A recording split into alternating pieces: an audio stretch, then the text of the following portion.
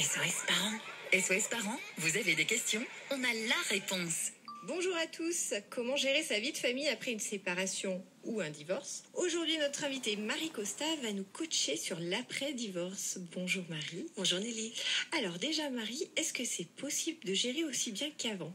Exactement. Avec les enfants. Mais c'est exactement possible. C'est pas parce qu'on est seul avec ses enfants que les enfants vont être moins bien élevés. Il n'y a pas besoin d'être une mère courage ou un père courage. Non. Par contre, il faut d'abord commencer par refuser de culpabiliser et ensuite épargner les enfants le plus possible des problèmes d'adultes. C'est-à-dire si vous avez des problèmes avec votre ex-conjoint, il vaut mieux en parler avec l'ex-conjoint et pas mêler les enfants. Déjà, ils sont déjà perturbés par la situation. Voilà, c'est ça. Ce sont des problèmes d'adultes et ça reste des problèmes d'adultes. Alors comment on fait pour gérer un planning qui est chargé? Oui. Parce que on n'a plus l'autre sur lequel s'appuyer, tout simplement. Exactement. Alors, le mieux, c'est de planifier. Planifier tout ce qui est important, tout ce qui est urgent et tout ce qui peut attendre le lendemain. Faire des to-do list, se mettre des petits rappels sur son téléphone et se mettre tout ça par ordre de priorité. Comme ça, on fait les choses, on laisse pas tout pour le lendemain, mais on priorise. Voilà. Et ça, c'est pour la maman ou le papa. Mais pour les enfants, ce qui est important aussi, c'est de prévoir un calendrier pour dire à l'enfant quand est-ce qu'il va être chez maman et quand est-ce qu'il va être chez papa. Oui, parce que pour les tout petits, c'est pas forcément évident. Non, c'est pas facile et au moins il va pouvoir anticiper la situation, savoir à quelle date il va fêter son anniversaire chez maman et à quelle date il va le fêter chez papa. Chez papa, voilà. Comment mieux gérer les séparations et les retrouvailles? Alors ça, on peut faire des petites choses. C'est le phénomène, c'est la garde alternée maintenant, quand ils ont 3-4 ans, je crois. Oui, alors après, c'est de se mettre d'accord avec l'autre et il peut y avoir des choses comme l'enfant peut avoir pris sa douche et être en pyjama et arriver chez le papa pour la suite des choses. Ah oui, mais là, le papa, il n'a plus rien à faire.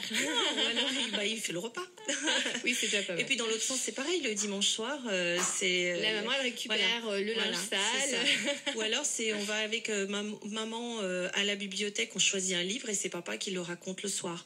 De trouver un objet ou un lien qui fait la corrélation entre le papa et la maman, ce qui fait qu'il y a une continuité comme quand ils étaient ensemble. Et qui permet des retrouvailles ou des séparations plus apaisées. D'accord, donc l'histoire du bouquin, c'est pas mal du tout, ou du pyjama.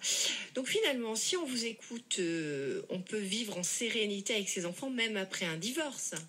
Exactement. Vous connaissez, vous, des femmes mais ou bien des hommes sûr, énormément de parents solos, comme je les appelle, et qui finalement sont super avec leurs enfants. Déjà, quand ils ont établi des règles, personne ne vient les contredire. C'est ça, voilà. Donc, à la maison, il faut refaire des règles. Il faut se remettre avec qu'est-ce qu'on veut de son enfant. Alors, écoutez bien, parce que quand on a préparé l'émission, vous aviez insisté là-dessus, il faut reconstruire ses propres règles. Exactement. Et elles seront pas forcément chez papa et chez maman les mêmes, mais par contre, l'enfant, si on les a établies à l'avance, elles ne changeront pas en fonction de notre état de fatigue ou en fonction de la journée. Donc, il faut être constant, il faut être cohérent. Quand il passe le pas de la porte chez maman ou chez papa, c'est cohérent, il y a telle règle. Voilà.